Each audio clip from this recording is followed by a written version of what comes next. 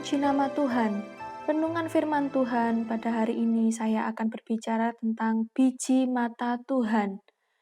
Dalam kitab Sakaria pasal yang kedua ayat yang ke-8, kitab Sakaria pasal yang kedua ayat yang ke-8 dikatakan, sebab beginilah firman Tuhan semesta alam, yang dalam kemuliaannya telah mengutus aku, mengenai bangsa-bangsa yang telah menjarah kamu, sebab siapa yang menjamah kamu, berarti menjamah biji matanya.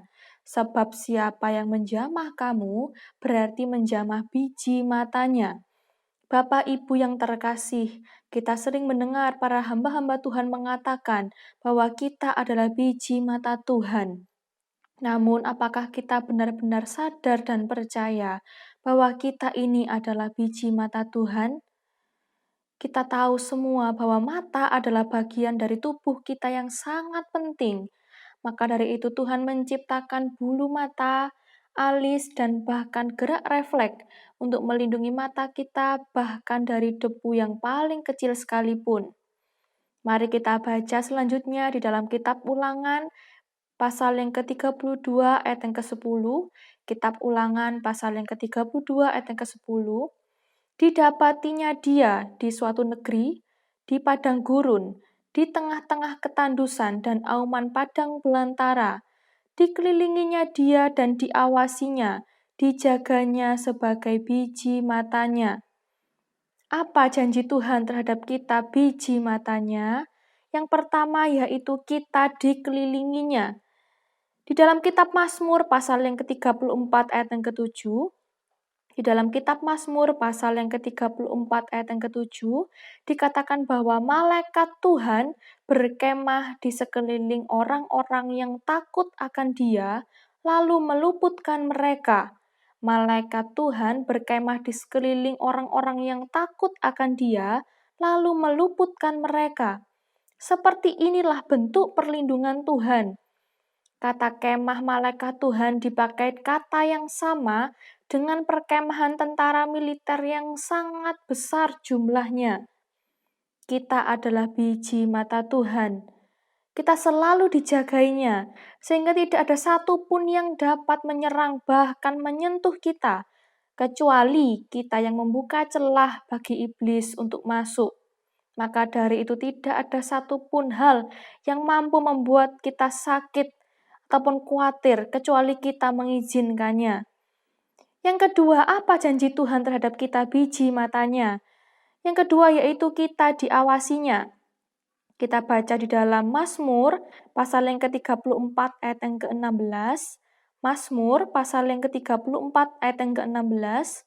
Mata Tuhan tertuju kepada orang-orang benar, dan telinganya kepada teriak mereka minta tolong.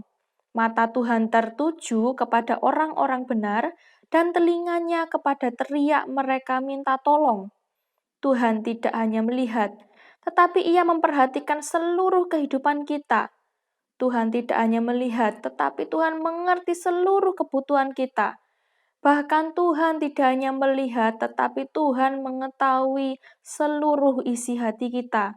Dan puji nama Tuhan, tidak hanya itu. Tuhan menjanjikan pemeliharaan terhadap kita biji matanya. Jadi Bapak Ibu yang dikasihi oleh Tuhan, masalah apapun yang kita alami, Tuhan sudah menyediakan jalan keluar. Hal apapun yang kita butuhkan, Tuhan sudah menyediakannya bagi kita. Lalu pertanyaan bagi setiap kita saat ini, siapakah yang disebut oleh orang benar dalam ayat tersebut? Yaitu kita, orang yang percaya kepada Yesus. Kita dapat melihat di dalam kitab 1 Korintus pasal yang pertama ayat yang ke-30, 1 Korintus pasal yang pertama ayat yang ke-30, tetapi oleh Dia, kamu berada dalam Kristus Yesus, yang oleh Allah telah menjadi hikmat bagi kita. Ia membenarkan dan menguduskan dan menebus kita. Karena kita telah percaya kepada Yesus sebagai Tuhan dan Juru Selamat, maka kita pun disebut oleh orang-orang benar.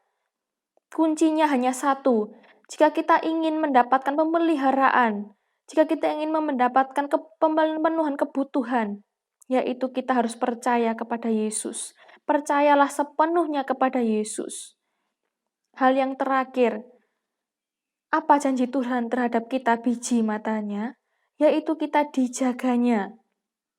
Kata ini mengungkapkan rasa aman yang Tuhan Yesus berikan, seperti anak-anak ayam yang akan segera bernaung di bawah sayap induknya jika dirasa ada hal yang berbahaya. Raja Daud pun berdoa kepada Tuhan saat dia merasa tidak aman. Apa yang Daud katakan kepada Tuhan? Mazmur 17 ayat yang ke-8, Kitab Mazmur pasal 17 ayat yang ke-8, doa Daud kepada Tuhan. Peliharalah aku seperti biji mata, sembunyikanlah aku dalam naungan sayap-Mu. Mengapa Daud berdoa demikian?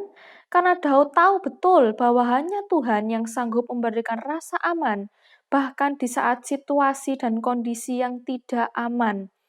Maka dari itu Bapak Ibu yang dikasihi oleh Tuhan, melalui renungan pada hari ini mari kita sadar dan percaya bahwa kita adalah biji mata Tuhan yang sangat berharga.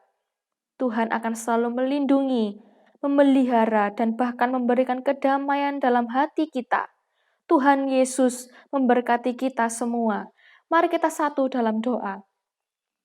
Bapa kami yang mengucap syukur buat kasih-Mu terhadap setiap kami Tuhan, karena Engkau telah menjadikan kami biji mata-Mu, Engkau menjaga, Engkau melindungi, bahkan memelihara setiap kami. Terima kasih Tuhan, bahkan semua anak-anak kami, orang-orang yang kami sayangi Tuhan, tutup bungkus dengan darah Yesus. Kami mengucap syukur dan menyerahkan seluruh kehidupan kami ke dalam tangan Tuhan. Seluruh hari-hari yang kami lewati, kami percaya Tuhan selalu melindungi dan menyertai kami. Terima kasih Tuhan Yesus, di dalam nama Tuhan Yesus kami sudah berdoa dan mengucap syukur. Haleluya. Amin.